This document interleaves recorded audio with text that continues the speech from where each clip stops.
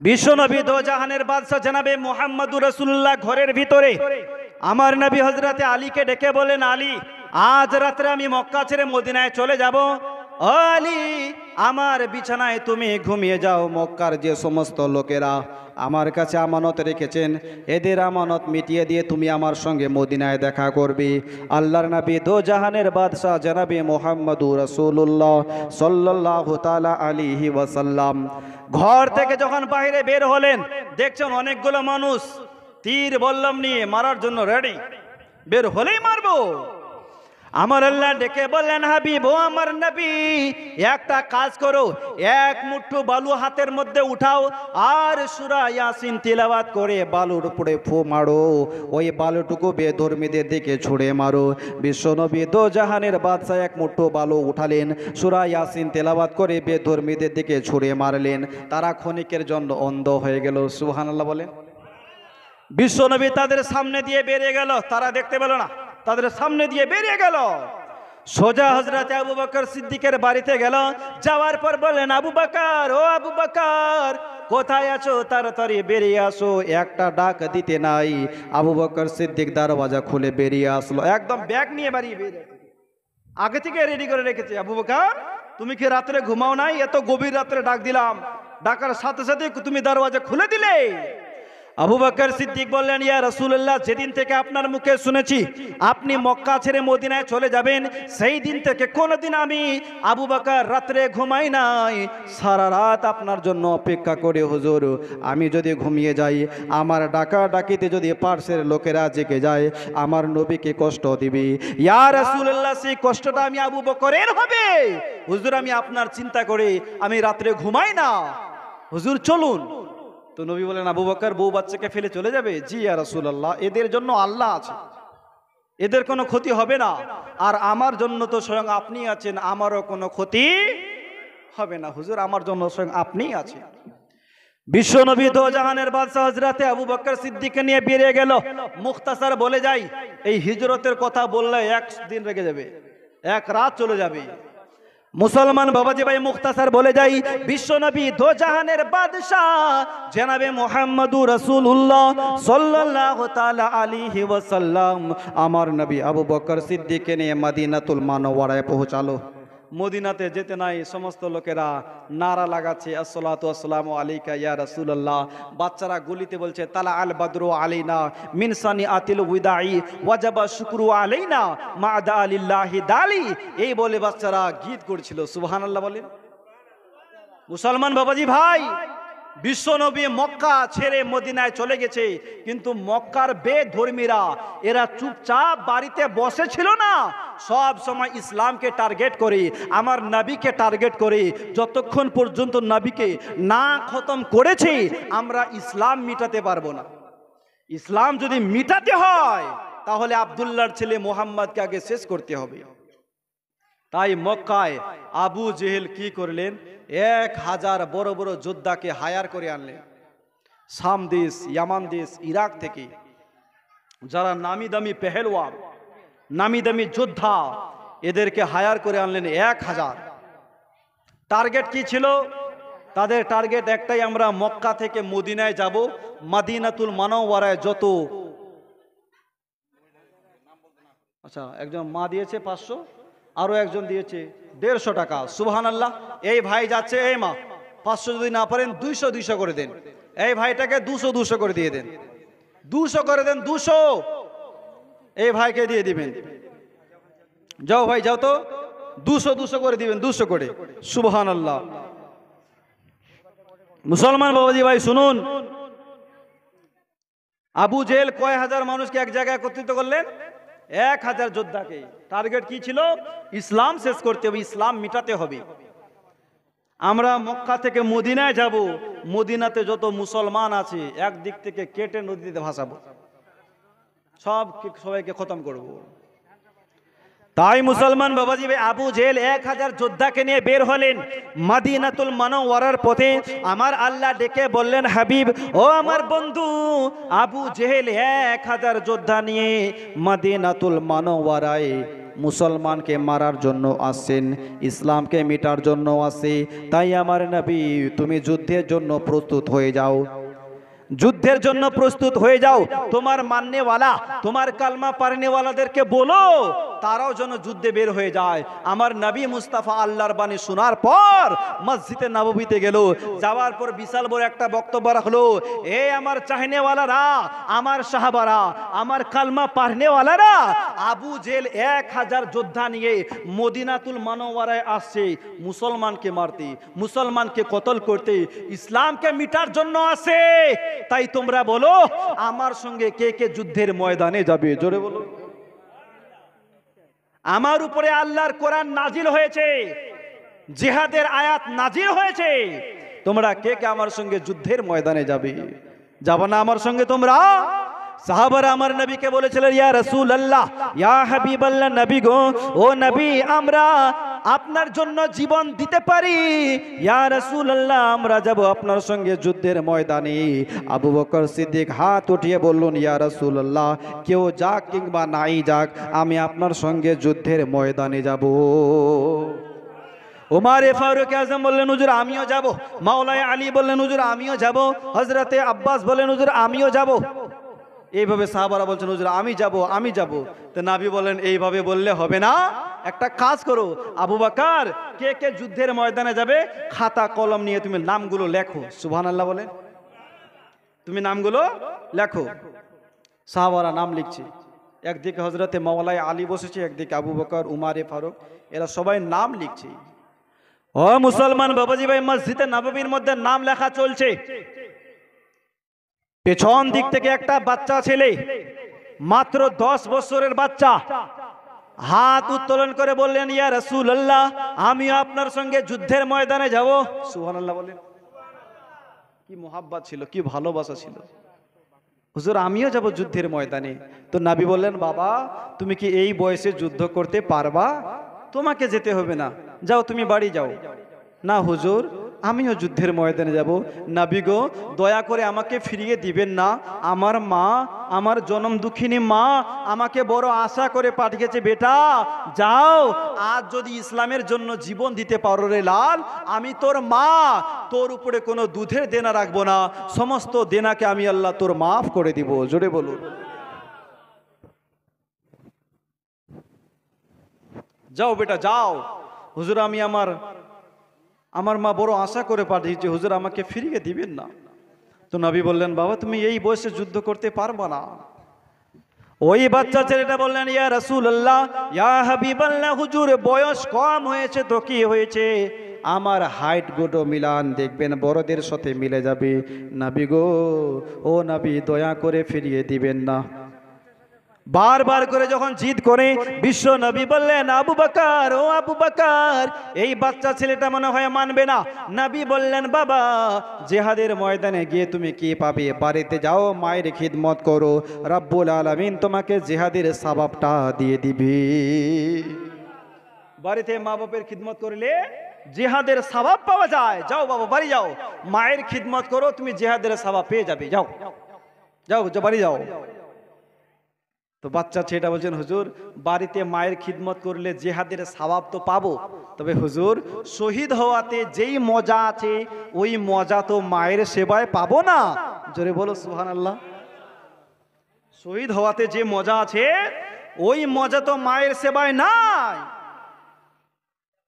হুজুর ফিরিয়ে দিবেন না গো নবী, আমারও নামটা লিখেন। বিশ্ব নবী বলেন, আবু বকর এই বাচ্চা ছেলেটার নাম লিখে নাও। এই বাচ্চাটা মানবে না। মুসলমান ওই বাচ্চাটার নাম লেখা হলো, বাচ্চাটার নাম ছিল মাজ। কি নাম ছিল? মাজ, হযরতে মাজ, মাত্র 10 বছর বয়স। ওই হযরতে মাজের পেছনে তার ছোট ভাই মুঈজ বসেছিল, মাত্র 8 বছর বয়স। কত বছর? 8 বছর। ওর ছোট ভাই, ও বলছেন, হুজুর আমিও যাব। সুবহানাল্লাহ বলেন। তো তুমি নবী বলছেন, বাবা তুমি তো আরো পিচি, তুমি তো আরো ছোট, এই বয়সে কি যুদ্ধ করতে পারবা? তো বাচ্চাটা বলছেন, হুজুর আমার বড় ভাইয়ের থেকে, আমার দাদার থেকে আমার শরীরে শক্তি বেশি আছে। সুবহানাল্লাহ বলেন, আরো জোরে বলুন। বলছে আমার ভাইকে বাড়িতে সব সময় আমি মাটিতে কেউ শুইয়ে দিই, আমার সঙ্গে লড়তে পারে না। এই বাচ্চারা লড়াই করে না ভাই বাড়িতে? যাদের দুটা বাচ্চা আছে দেখবেন, বড় ছেলে হোক কিংবা বড় মেয়ে হোক, ছোটদের হাতে একটু হাতটা কমই তুলে মেরে দেয় ছোটলা। তো ওই ছোট্ট ছেলেটা বলছেন, হুজুর আমার বড় ভাইয়ের থেকে আমার শরীরে শক্তি বেশি আছে, হুজুর ওর নামটা লিখেছেন, তাহলে আমার নামটা কেন লিখবেন না? আমারও নামটা লেখা হোক। বিশ্ব নবী বললেন, বাবা তোমাকে যেতে হবে না, তুমি যুদ্ধ করতে পারবে না। ইয়া রাসূলুল্লাহ, বড় ভাইয়ের সাথে আমার শরীরে শক্তি বেশি আছে, যদি বিশ্বাস না হয় তাহলে একটু আমাদেরকে কুস্তি লড়ান, আমাদেরকে কুস্তি লড়িয়ে দেখবেন আমি আমার বড় ভাইকে হারিয়ে দেব। হুজুর যদি হারাতে না পারে তাহলে আমার নামটা লিখবেন না, আর যদি হারিয়ে দিই তাহলে নামটা লিখে নেবেন। সুবহানাল্লাহ বলেন। তো নবী আমার বলছেন, ঠিক আছে বাবা, দেখাও তো তোমার কুস্তি, তোমার শক্তি কতটা আছে। মসজিদে নববীর মধ্যে দুই বাচ্চা ছেলে কুস্তি লড়ছে। ছোট ভাই দেখছে আর পারছি না, এই এক্ষুনি তো পড়ে যাব, মাটিতে যদি ফেলে দেয় আমার বড় ভাই, তাহলে আমাকে যুদ্ধের ময়দানে নিয়ে যাবেন, আমার নামটা লিখবে না। তো বড় ভাইয়ের কানে কানে বলছেন, ভাই ভাই আমার একটু সহযোগিতা কর, একটু মাদাদ কর, তোর সাথে আমি লড়তে পারছি না রে ভাই, তুই একটু নিজেই পড়ে যা। সুবহানাল্লাহ বলে। ও মুসলমান বাবাজি ভাই, যখন কানে কানে বলে ভাই তুই একটু নিজেই পড়ে যা, এই কথা আমার নবী শোনার পর মুচকি হাসি হাসেন, সাহাবারাও হাসে। জিবরিল আলাইহিস সালাম নবীর দরবারে এসে বললেন, নবী গো, ও নবী, বাচ্চা দুটোর কুস্তি দেখে আমার আল্লাহ খুশি হয়ে গেছে। আরো জোরে বলতে হবে, হুজুর বাচ্চা দুটোর কুস্তি দেখে আল্লাহ খুশি। হুজুর যেই দলে এই রকম বাচ্চা জীবন দেবার জন্য কুরবান, এই দল কোনোদিন হারতে পারে না। ও মুসলমান বাবাজি ভাই, তাই বড় ভাই নিজেই চিত হয়ে পড়ে গেল। ছোট্ট ভাই তার সিনাতে বসে বললেন, হুজুর দেখলেন আমি আমার বড় ভাইকে হারিয়ে দিয়েছি, কিন্তু নবী তো জানে আসল ব্যাপারটা, জানে না? হ্যাঁ জানে কি জানে না? নবী তো জানে। ঠিক আছে বাবা, আমি তো দেখতেই বুঝতে পারলাম তোমার কত শক্তি আছে, তোমার কত শক্তি আছে দেখে বুঝছি। আবু বকর, এই বাচ্চাটার নামও লেখো। 8 বছর আর 10 বছরের বাচ্চা, নাম লেখা হলো। মসজিদে নববীর পর্দার আড়াল থেকে একটা বুড়ি মেয়ে আমার নবীর দরবারে একখানা পুটলি পেশ করলো। তো নবী বললেন, মা এই পুটলির ভিতরে কি আছে মা? বুড়ি মেয়েটা বলছেন, হুজুর এই পুটলির ভিতরে আমার চুলগুলো আছে, মাথার চুলগুলো কেটে এনেছি। এই কাজটা কেন করেছো মা? বলছেন, হুজুর কি করব, আমার স্বামী নাই, আমার সন্তান নাই, আমার কোনো ভাই নাই। আমার সন্তান থাকলে সন্তানকে জিহাদে পাঠাতাম, আমার স্বামী থাকলে স্বামী জিহাদে যেত, আমার যে কেউই নাই, এই জন্য মাথার চুলগুলো কেটে এনেছি। নবী বললেন, মাগো এই মাথার চুল দিয়ে কি কাজে লাগবে? বিশ্ব নবীকে বললেন, ইয়া রাসূলুল্লাহ, জানি কোনোই কাজের নয়, তবে জিহাদের ময়দানে যদি আমার এই চুলগুলো ঘোড়ার লাগাম হিসাবে ব্যবহার করা হয়, আমি মনে করব আমারও জিহাদের শরীকটা হয়ে গেছে। হুজুর যদি ঘোড়ার দড়ি হিসাবে ব্যবহার করা হয়, আমি মনে করব আমারও জিহাদের শরীক হয়ে গেছে। ও মুসলমান বাবাজি ভাই, বিশ্ব নবী বললেন, ঠিক আছে মা, তোমার এই তোফাখানা আমি কবুল করলাম। মুসলমান বাবাজি ভাই, নাম লেখা শেষ হলো। বিশ্ব নবী বললেন, আবু বকর কতজন হয়েছে? হযরতে আবু বকর সিদ্দিক বললেন, হুজুর 313 জন হয়েছে। কয়জন? 313 জন হয়েছে হুজুর, 313 জন হয়েছে। আর আবু জেল কতজনকে নিয়ে আসছে? 1000, সব যোদ্ধা, বড় বড় পেহলওয়ান। আর 313 হয়েছে আমার নবীর দলে। এর মধ্যে ছিল কমজোর, এর মধ্যে ছিল বাচ্চা, এর মধ্যে ছিল অসুস্থ, এর মধ্যে ছিল বিমারি। আর তারা আছে 1000, তো সবাই যোদ্ধা, হায়ার করা প্লেয়ার। তবে আমার নবী মুস্তাফার দলে কয়েকজন যোদ্ধা ছিল, তারা কিন্তু ছোট মোটো যোদ্ধা নয়, এক একজন 1000-এর সমতুল্য ছিল। জোরে বলুন। তার মধ্যে একটা হযরতে উমরে ফারুক আজম, যাকে দেখে গোটা মক্কা ভয় করত। সুবহানাল্লাহ বলে। হযরতে উমরে ফারুককে দেখে গোটা মক্কা ভয় করে। মক্কা তো মক্কা, শয়তানও ভয় করত, ইবলিস শয়তান সেও ভয় করত। হযরতে আমিরে হামজা একাই 1000-এর সমতুল্য। হযরতে মাওলানা আলী, যাকে নবী শেরে খোদা, বাঘের টাইটেল দিয়েছে, একাই 1000-এর সমতুল্য। মাওলানা আলীর জুলফিকারি তালোয়ারের ওজন ছিল 1 কুইন্টাল 5 কেজি। একটু সুবহানাল্লাহ বলেন। কয় কুইন্টাল জি? তালোয়ার যদি 1 কুইন্টাল 5 কিলো হয়, তাহলে বলেন মাওলানা আলীর শক্তির কোনো তুলনা হয় না। সুবহানাল্লাহ বলেন। আচ্ছা, আপনার আমার মতন লোক 1 কুইন্টাল 5 কেজি তালোয়ার তো মনে হয় জমিন থেকে উঠাতে পারবো না। কথাটাকে ভুল বললাম ভাই? 1 কুইন্টাল 5 কেজি তালোয়ার কি উঠাতে পারবো? অসম্ভব। মাওলানা আলী ওটাকে শুধু উঠাতেন না, ওটা উঠিয়ে হাজার হাজার মুশরিককে কেটে জাহান্নামে পাঠিয়েছে। জোরে বলুন। মাওলানা আলীর শক্তির তুলনা হয় না।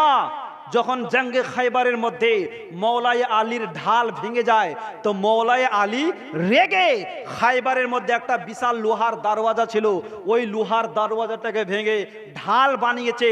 লেখকগণ লেখেন ওই লোহার দরওয়াজার ওজন ছিল 150 মণ। কত মণ? 150 মণ ওজন। হযরতে মাওলানা আলী ওটাকে বাম হাতের ঢাল বানিয়েছে, বাম হাতে তুলে আছে। সুবহানাল্লাহ বলে। আমরা তো 2 মণ উঠাতে পারবো না, মাওলানা আলী 150 মণ বাম হাতে তুলেছে। নবী বলেছেন বাঘের টাইটেল, এই জন্য আমার নবী মুস্তাফা দেখার পর হযরতে আলীকে শেরে খোদা, বাঘের টাইটেল দিয়েছে। এই রকম যোদ্ধা যাচ্ছে আমার নবীর সাথে। জোরে বলো সুবহানাল্লাহ। বিশ্ব নবী দো জাহানের বাদশা জনাবে মুহাম্মদুর রাসূলুল্লাহ সাল্লাল্লাহু তাআলা আলাইহি ওয়াসাল্লাম বললেন, হে আমার সাহাবারা, তোমরা 313 জন হয়েছো, একটা কাজ করো, তাড়াতাড়ি করে বাড়িতে যাও। কার বাড়িতে তলোয়ার আছে, বল্লম আছে, তাড়াতাড়ি করে নিয়ে আসো। না এইভাবে যাবো যুদ্ধ করতে? যুদ্ধের জন্য তলোয়ার বল্লমের দরকার। সাহাবারা নিজ নিজ বাড়িতে গেল, যে যা পারলো। বেশিরভাগ মানুষ খেজুরের ডাল কেটে এনেছে। সুবহানাল্লাহ বলে। 313 জনের মধ্যে মাত্র 8খানা শুধু তালোয়ার বের হয়েছে, 2টা ঘোড়া, কয়েকটা জিনিস বের নিয়ে চলে সাহাবাদের কাছে হাজির। হুজুর প্রস্তুত। নবী বললেন চলো, যুদ্ধ মদিনাতুল মুনাওয়ারায় হবে না, যুদ্ধ হবে বদরের মাটিতে। সুবহানাল্লাহ বলেন। আরে খেলা তো এখানেই হবে, আসল খেলা।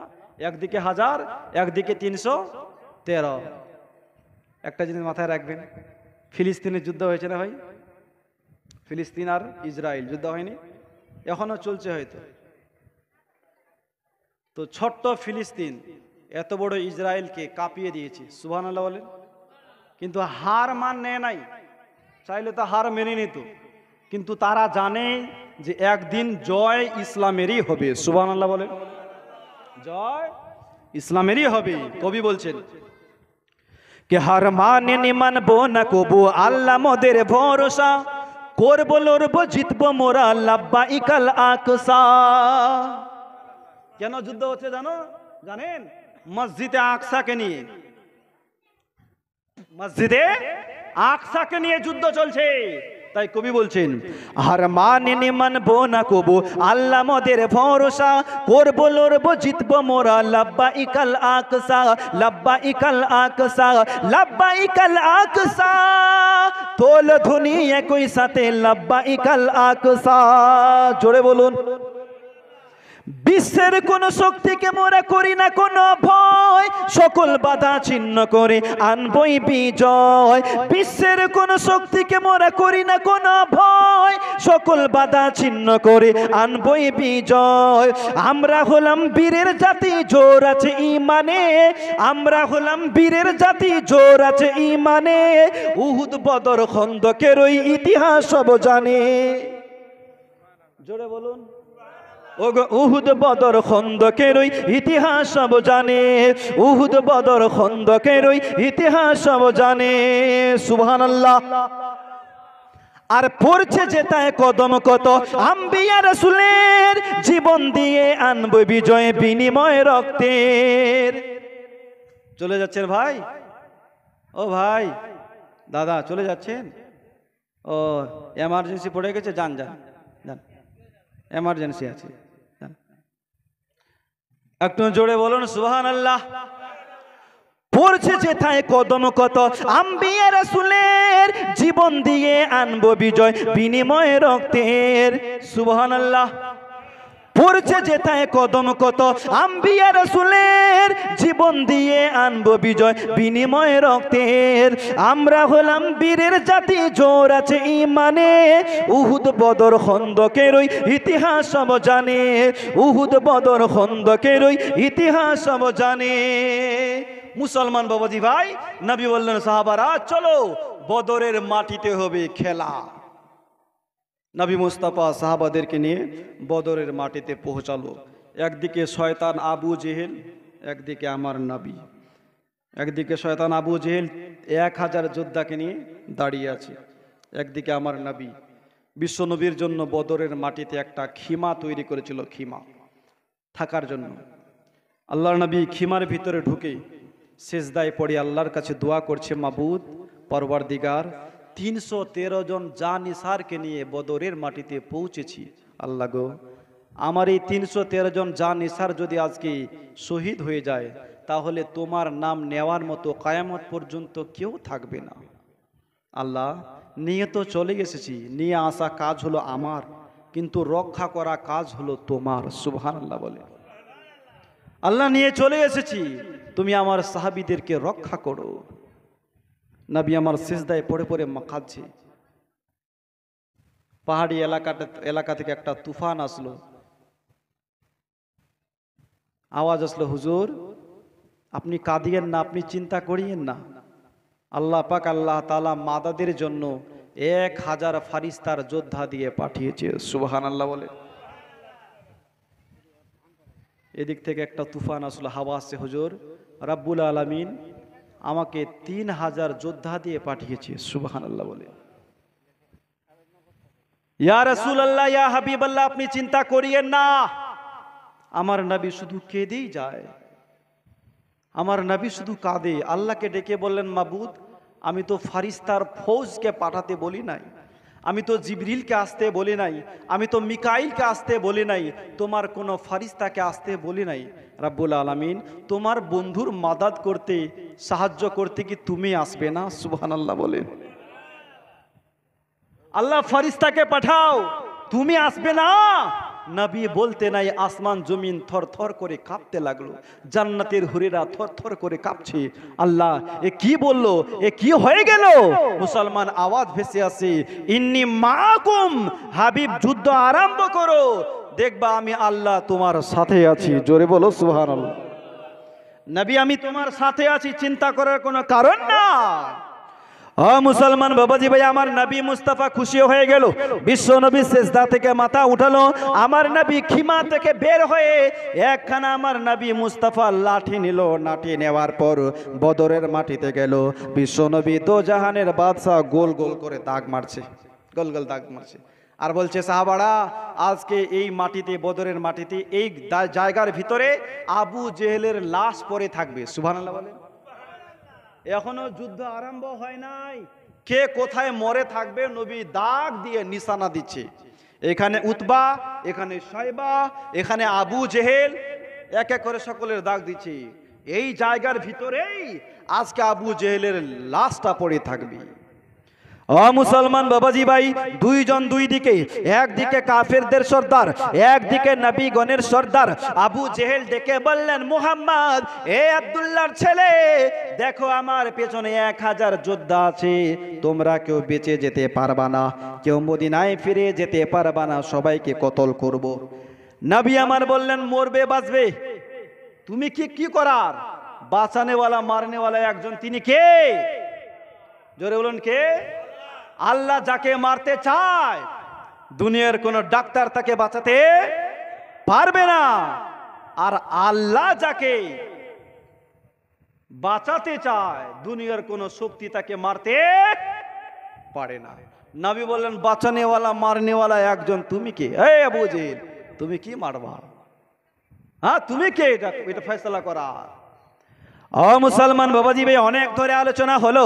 আবু জেহেল বললেন, মুহাম্মদ তাহলে কথা বাড়িয়ে আর লাভ কি? যোদ্ধার মতন যুদ্ধ করতে এসেছো, যোদ্ধার মতন যুদ্ধ করো। মুসলমান বাবাজি ভাই, একদিকে কাফেরদের সর্দার বসে আছেন, একদিকে নবীগণের সর্দার বসে আছেন। আবু জেহেল বললেন, মুহাম্মদ তোমার লোককে পাঠাও। আমার নবী 3 জনকে পাঠালেন। কয়জনকে? তিনজনকে ময়দানে। ওই জামানায় একটা সিস্টেম ছিল, মানুষ সবাই একসঙ্গে গিয়ে লড়ালড়ি করতো না। রাজা বাদশার আগেকার বসে থাকতো আর সবাই বসে বসে দেখতো। একদিকে নবী বসেছেন, একদিকে আবু জেহেল বসে আছে। নবী মুস্তাফা তিনজনকে পাঠালো, হযরতে আলী রাদিয়াল্লাহু তাআলা আনহু, হযরতে আমির হামজা আর হযরতে আবু ওবাইদা, এই তিনজনকে পাঠালেন, যাও ময়দানে। তিনজন আসলো। আবু জেহেল তিনজন পাঠালো, তিনজনকে পাঠালো উতবা, শাইবা, মুগীরা, তিনজনকে। যুদ্ধ আরম্ভ হলো। হযরতে আমির হামজা হযরতে মওলাই আলীর সামনে মিনিটও দাঁড়াতে পারলো না। জোরে বলুন। তাদের গলা কেটে ফুটবলের মতো চালিয়ে দিল। মওলাই আলী ডাক দিয়ে বলেন, আবু জেহেল পাঠাও। সুবহানাল্লাহ বলেন। যদিও আমরা সংখ্যায় কম 313, তবে কথা আমিও দিচ্ছি, দেখি কোন মায়ের দুধ খেয়েছে, পাঠাও। আবার পাঠালেন, আবার শেষ, আবার যায়, আবার শেষ। আবু জেহেল ভাবলেন যে এইভাবে যদি আমি 2জন 4জন করে পাঠাই, তাহলে মক্কায় আমরা কেউ ফিরে যেতে পারবো না। মওলাই আলীর তালোয়ার এত গতিবেগে চলছে, আমিরে হামজার তালোয়ার এত গতিবেগে চলছে, কেউ দাঁড়াতে পারে না। গেলেই শেষ, গেলেই গলা কেটে ফুটবলের মতন চালিয়ে দেয়। তাই আবু জেহেল একটা প্ল্যান করলেন, এইভাবে 1জন 2জন করে গেলে হবে না, আমরা সংখ্যায় বেশি, তারা সংখ্যায় কম।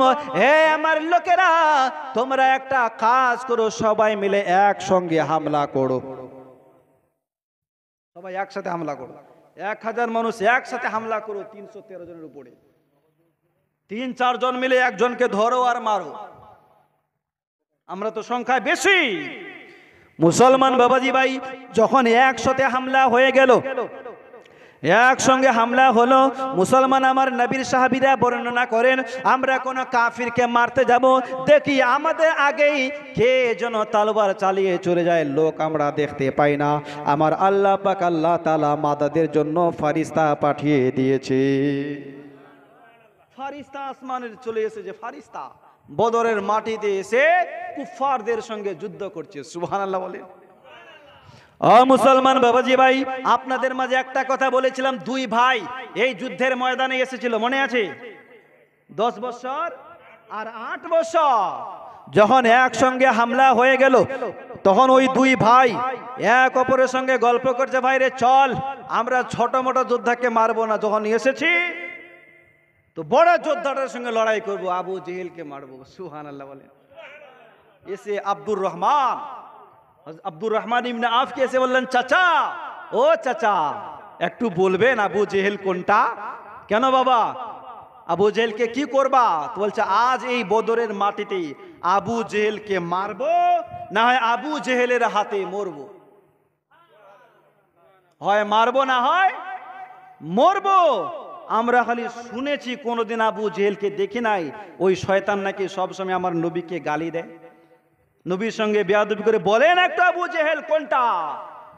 আব্দুর রহমান ইবনে আউফ বলেন, বাবা সে ছোট মোটো যোদ্ধা নয়, যেমন তেমন লোক নয়, নামি দামি লোক, ওর সঙ্গে পারবা না। তো বলছে, বাবা একটু বলেন তো চাচা কোনটা আবু জেহেল? তখন আব্দুর রহমান ইবনে আউফ ইশারা করে বললেন, বাবা ওই যে দেখতে পাও লম্বা চওড়া মোটা লোকটা, ঘোড়ার উপরে চড়ে বসে আছে, তার চতুর্দিকে তার সৈন্যরা দাঁড়িয়ে আছে, ওটাই হচ্ছে আপনার আবু জেহেল। আব্দুর রহমান ইবনে আউফ বললেন, আমি কথাটা বলতে দেরি, মুখটাও ঘোড়ায় নাই, চোখ আমার সামনেই আছে, তো দেখছি কি বাচ্চা দুটো সবাইকে ছত্রভঙ্গ করি, এত গতিবেগে আপনার সবাইকে ছত্রভঙ্গ করি, আবু জেহেলের কাছের মধ্যে পৌঁছে গেছি। আবু জেহেলের কাছে পৌঁছে গেছে, সবাইকে কেটে কেটে। আবু জেহেল ঘোড়ার উপরে বসেছিল, ঘোড়ার উপরে বাচ্চা দুটোর হাত যাচ্ছিল না, বাচ্চা দুটো বুদ্ধি করে কি করলেন, ঘোড়ার পায়ে মারলেন, ঘোড়ার পা কেটে আবু জেহেল পড়ে গেল। 2 বাচ্চা ছেলে 2 দিক থেকে।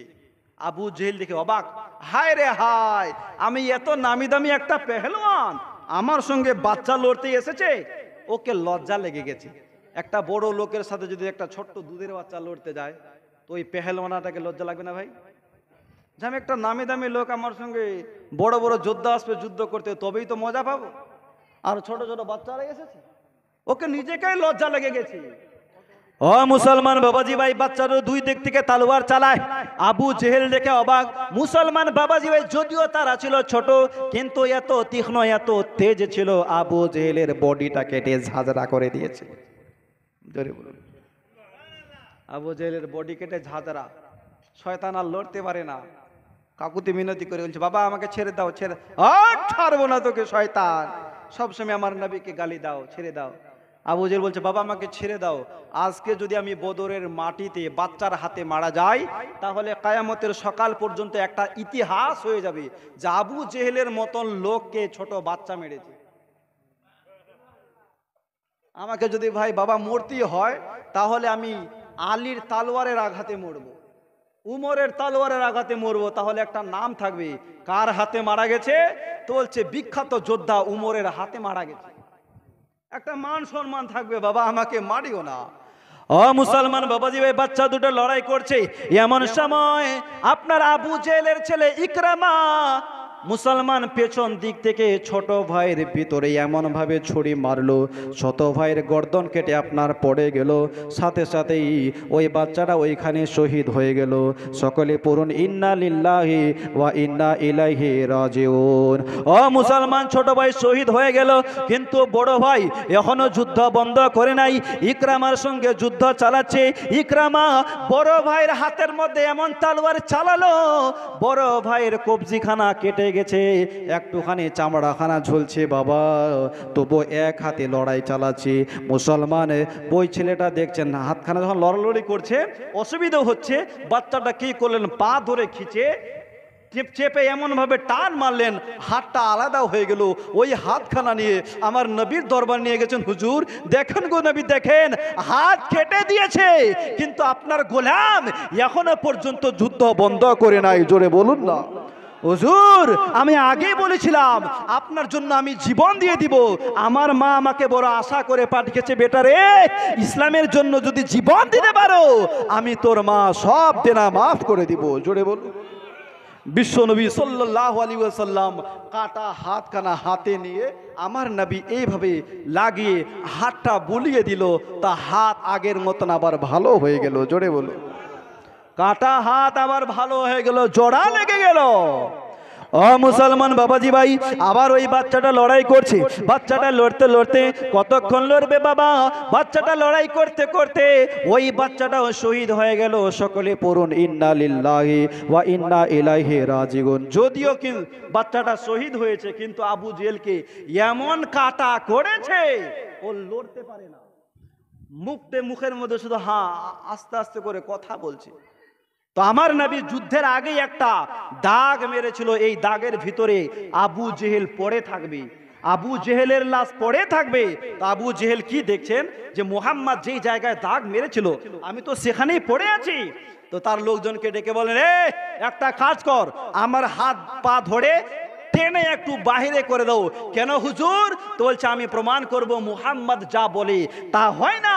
মুহাম্মদ বলেছিল বাউন্ডারির ভিতরে আমার মরণ হবে, বাউন্ডারির ভিতরে মরণ হয় নাই, আমার মরণ হয়েছে বাহিরে। প্রমাণ করব, আমাকে একটু বাহিরে করে দাও।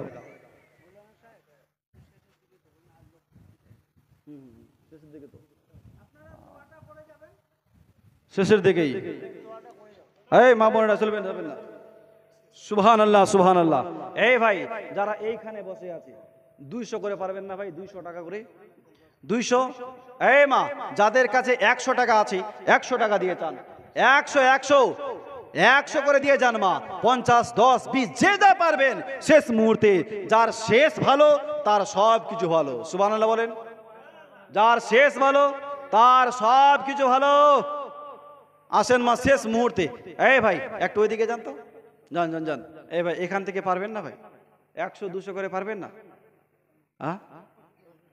120, 100, 200 করে দিয়ে যান। কমপক্ষে আমার সাথে মুসাফাটা করেন। আসেন আসেন আসেন। সুবহানাল্লাহ। যুবক ভাইরা যাতে প্রতি বছরই করতে পারে, এদের সাথ দিবেন। নারী তাকবীর, নারায়ে রিসালাত। আসেন ভাই আসেন, চটচট করে আসেন। যদি থাকে পকেটে একটু বিসমিল্লাহ বলে হাতটা ঢোকান, মোহাব্বতে একটু দিয়ে যান ভাই। যুবক ভাইরা বড় কষ্ট করে এই জালসার আয়োজন করেছে। আসুন, আল্লাহর ঘর, ইমাম মেহেদি। কার নাম গো? ইমাম মেহেদি, ওরই নাম? পাঁচটা পাগড়ি খুলে যাচ্ছে। হে,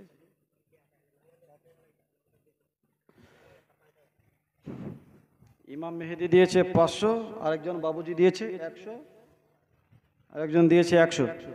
আল্লাহ যেন কবুল করেন, পূরণ আমিন।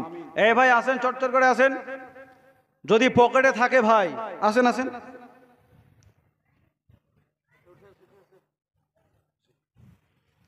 সুবহানাল্লাহ, 200 টাকা দিয়েছে। আল্লাহ যেন কবুল করেন, পূরণ আমিন। নারে তাকবীর। কে আসমান জমিন চন্দ্র তারা, নবীরা গমনে পাগল পাড়া। জোরে বলুন। আসমান জমিন চন্দ্র তারা, নবীরা গমনে পাগল পাড়া। পশু পাখি আর বৃক্ষলতা ফুল, নবীরা গমনে হয়েছে বেকুল। সারা দুনিয়া মেতে উঠেছে, হুরপরিরা সুরে সুর তুলেছে। ইয়া নবী জি সালাম আলাইকা, ইয়া রাসূল সালাম আলাইকা।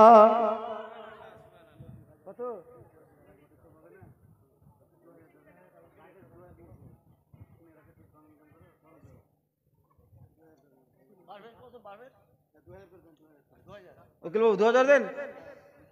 500 কি চলছে গো? ডাক্তার সাহেব 5000, উকিল বাবু 2000। আপনি কত? 2000।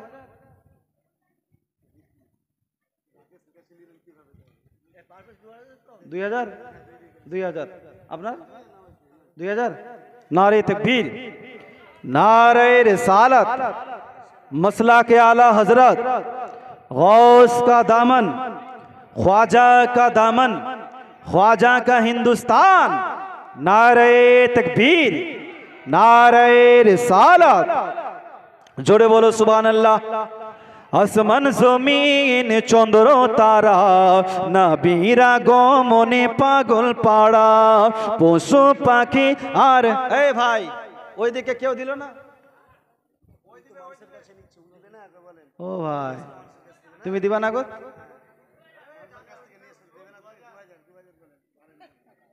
হ্যাঁ, 1000 হয়? কেমন হয়ে গেল? বিয়ে করো নাই? বিয়ে হয়েছে? হয়েছে তো 1000 তোমার, 1000 তোমার স্ত্রীর।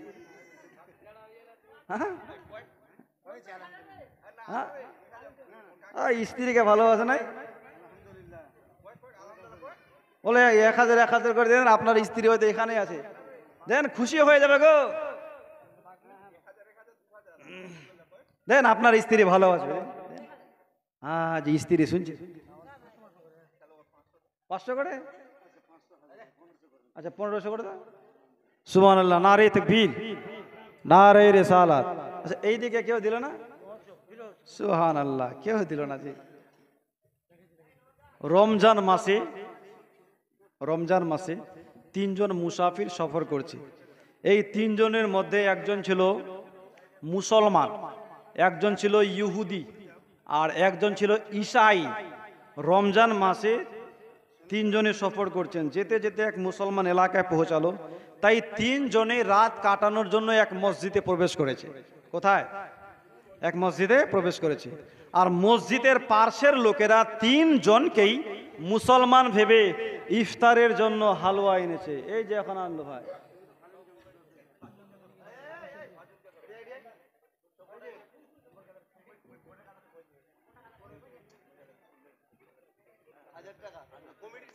কমিটির ছেলে? আচ্ছা 1000 টাকা লিখো ভাইটা।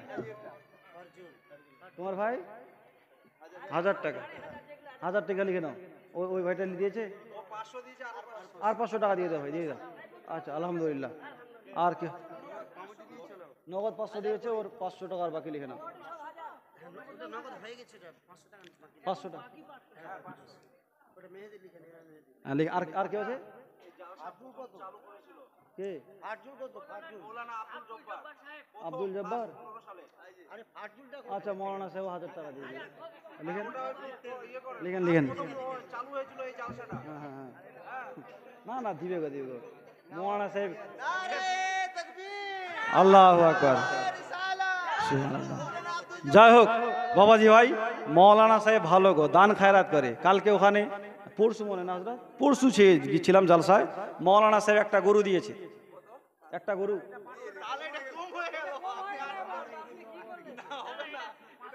হ্যাঁ আপনাদের এখানে না মৌলানা দান খয়রাত করে, খালি মানুষ বলে বদনাম করে যে মৌলানা গুলো দান খয়রাত করে না। একটু সুবহানাল্লাহ বলেন আরো জোরে।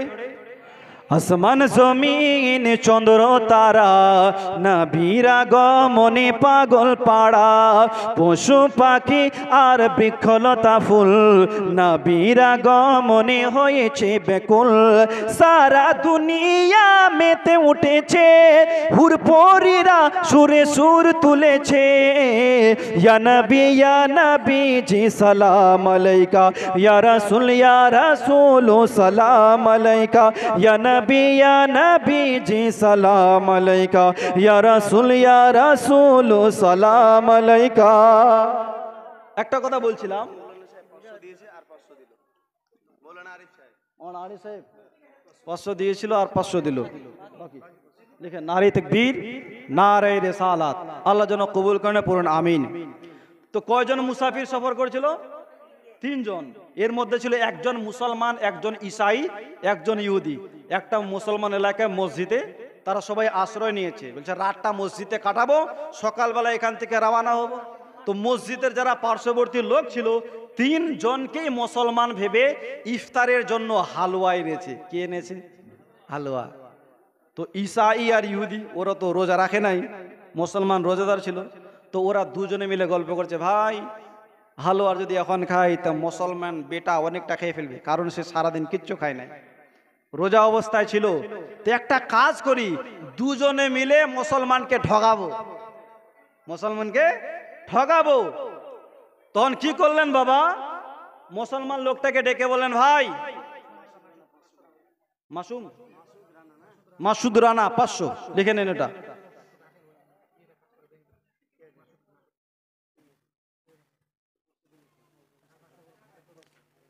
যাই হোক,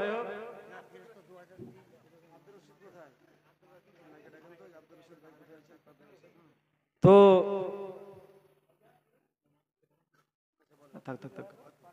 তো বাবাজি ভাই মুসলমানকে ডেকে বললেন, ভাই একটা কাজ করি, হালুয়াটা আজকে খাবো না, হালুয়া কালকে খাবো। ওরা দুজনে বুদ্ধি করে এসেছে, হালুয়া আজকে না, হালুয়া কালকে খাবো। আর ইহুদি বলছে, ভাই বন্ধু একটা কাজ করি না, আজকে রাত্রে সবাই ঘুমাবো, আমাদের মধ্যে রাত্রে যে সবচাইতে ভালো স্বপ্ন দেখবে সম্পূর্ণ হালুয়াটা সে খাবে। তো মুসলমান বলছে, তোমরা 2 জন যাতে রাজি তো আমিও রাজি। হালুয়া রেখে সবাই মসজিদে ঘুমালো। সকাল হলো, সকালবেলায় উঠে ইহুদি বলছে, বন্ধু আজ রাত্রে আমি এত সুন্দর একটা স্বপ্ন দেখেছি। কি স্বপ্ন ভাই? তো বলছে, রাত্রে যখন ঘুমিয়েছিলাম আমার পয়গম্বর হযরতে মুসা আলাইহিস সালাম হঠাৎ করে আমার কাছে আসলো। মুসা নবী মসজিদে এসে আমাকে বলছেন, উম্মত এখানে ঘুমিয়ে আছো, চলো আমার সঙ্গে তুর পাহাড়ে। তো আমি আমার নবীর সঙ্গে তুর পাহাড়ে গেলাম, তুর পাহাড়ে ঘোরাফেরা করলাম। নবীর সঙ্গে কি তুর পাহাড়ে যাওয়া কি যাতা স্বপ্ন? কি ভাই, নবীর সঙ্গে তুর পাহাড়ে ঘোরা যাতা স্বপ্ন, এর চাইতে ভালো স্বপ্ন কি হবে? তো হালুয়াটা আমি খাবো। তো ঈসাই বলছেন, এ দাঁড়া, স্বপ্ন আমিও দেখেছি। কি স্বপ্ন? বলছে, রাত্রে যখন ঘুমিয়েছিলাম আমার পয়গম্বর নবী ঈসা আলাইহিস সালাম আসমান থেকে আমার কাছে আসলেন, এসে বলছেন, উম্মত মসজিদে ঘুমিয়ে আছো, চলো আমার সঙ্গে আসমানে। আমি চলে গেলাম নবীর সঙ্গে আসমানে। আসমানে ঘুরলাম, আসমানে খাওয়া দাওয়া করলাম। আমি গিয়েছি আসমানে, তুমি গিয়েছো তুর পাহাড়ে আসমানের নিচে। তো তোমার চাইতে স্বপ্নটা আমার বেশি ভালো, হালুয়া আমি খাবো। মুসলমান লোকটা বলছেন, ভাই দাঁড়া, স্বপ্ন আমিও দেখেছি, হালুয়াটা খাবি খাবি, স্বপ্ন আমিও দেখেছি। কি স্বপ্ন? তো বলছে, রাত্রে যখন ঘুমিয়েছিলাম আমার পয়গম্বর নবী মুহাম্মদুর রাসূলুল্লাহ সাল্লাল্লাহু আলাইহি ওয়াসাল্লাম আমার কাছে আসলেন, এসে বলছেন, উম্মত মসজিদে ঘুমিয়ে আছো, সেহরির সময় তো হয়ে গেছে। কিসের সময়? সেহরির সময় হয়ে গেছে, তোমার সাথে কোনো খাবার নাই, কালকে তো রোজা রাখতে হবে। এই আমার উম্মত, মসজিদের কোনায় হালুয়া রাখা আছে, হালুয়াটা খেয়ে কালকের জন্য তুমি রোজা রেখে নাও। এই জন্য বন্ধু আমি রাত সমস্ত হালুয়া খেয়ে ফেলেছি, রাত সমস্ত হালুয়া খেয়ে নিয়েছি। নবীর কথা যদি না রাখতাম কাফির হয়ে যেতাম, এই জন্য নবীর কথা রাখতে গিয়ে সমস্ত হালুয়া খেয়ে নিয়েছি। ঈসাই দৌড়ে গেল, ঢাকা উঠিয়ে দেখছে এতটুকু হালুয়াও নাই। মুসলমান বুদ্ধি করে রাত খেয়ে শেষ। তোরা দুজনে বলছেন ভাই কাজটা খুব ভুল করেছো, কমপক্ষে আমাদেরও ডাক ডেকে একটু করে দিতে পারতে। তো মুসলমান লোকটা বলছে তোমাদেরকে ভাই অনেক ডাক দিয়েছি, তোমাদের মধ্যে একজন আছো তুর পাহাড়ি, একজন আছো আসমানে, মসজিদ থেকে কত ডাকবো? এই মসজিদ থেকে আওয়াজ কি তুর পাহাড়ে পৌঁছাবে? অনেক ডাকাডাকি করার পর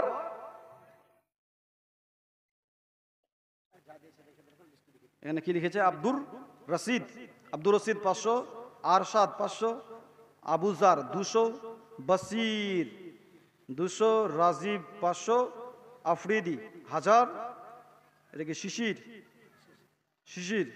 300। नारे तकबीर, नारे रिसालत, मसला के आला हजरत, गौस का दामन, ख्वाजा का दामन, ख्वाजा का हिंदुस्तान, नारे तकबीर, नारे रिसालत। যাই হোক মুসলমান বাবাজি ভাই, আর আমি আগে বাড়াচ্ছি না, তবে যাওয়ার আগে অনেকগুলো বাংলা গজল পড়লাম, যাওয়ার আগে একটি ভোজপুরি গজল বলি আমি আমার বক্তব্য ইতি করব। তার আগে অ্যাডভান্সে বলুন তো ইয়া রাসূলুল্লাহ, নারে তাকবীর, নারে রিসালাত। হ্যাঁ কিছু বলবেন? আচ্ছা সুবহানাল্লাহ বলেন। के भोर बेसा मैया रहल दिनवा सोमवार हो, भोर बेसा मैया रहल दिनवा सोमवार हो। আমার নবী যেদিন এসেছিলেন দিনটা কি ছিল জি? সোমবার। সময়টা সুবহে সাদিক, ভোরের সময়। তাই ভোজপুর শায়ের কি সুন্দর ভাষায় বলছেন, भोर बेसा मैया रहल दिनवा सोमवार हो, भोर बेसा मैया रहल दिनवा सोमवार हो, भोर बेसा मैया रहल दिनवा सोमवार हो, भोर बेसा मैया रहल दिनवा सोमवार हो। मक्का में पैदा भइलेन, मक्का में पैदा भइलेन अरबी सरकार हो, मक्का में पैदा भइलेन अरबी सरकार हो।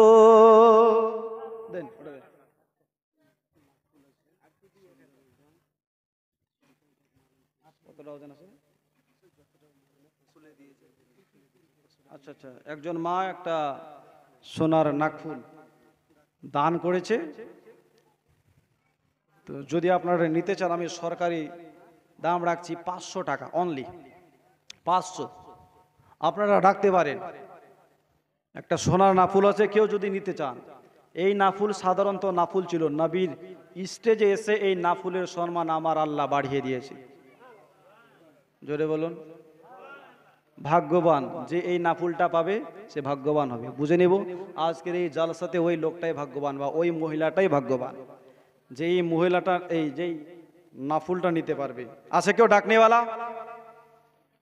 আপনি 200 বলতে পারেন, তবে সরকারি দাম 500 বলেন। আছে ডাকনেওয়ালা? আছে ভাই?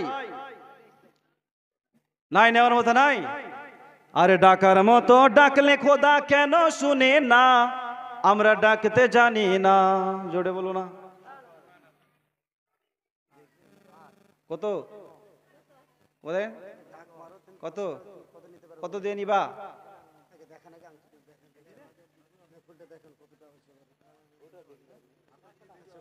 বলো দাম বলো। 500। এ 500 বলেছে, যে বেশি বলবে নাফুলটা ওই পাবে। 500 বলেছে, যদি ডাকনেওয়ালা আরো আছে, কেউ যদি 550 বলে তো নাফুলটা ও পাবে, কেউ যদি 600 বলে ও পাবে। 500 বলেছে। আর কেউ ডাকার মতো আছে না? হয় 500 টাকাই এই মেয়েটাকে আমি দিয়ে দিব। যদি কেউ নিতে চান আরো আছে ডাকার মতো, কোনো মা কোনো বোন আছে? 500 বলেছে, 550 বলার মতো কেউ নাই? এনাফুলটা মোটামুটি 1500 দাম হবে। আগো সোনার দাম মোটামুটি 70, 75, 85 হয়ে গেছে। ওই হিসাবে এটা 15 থেকে 2000 টাকা দাম আছে কিনতে গেলে। আছে ভাই? ও মা, নাই কেউ টাকার মতো? 500, 500, 501, 501 আছে? 550 বলার মতো কেউ নাই? 501, 502, 502.5,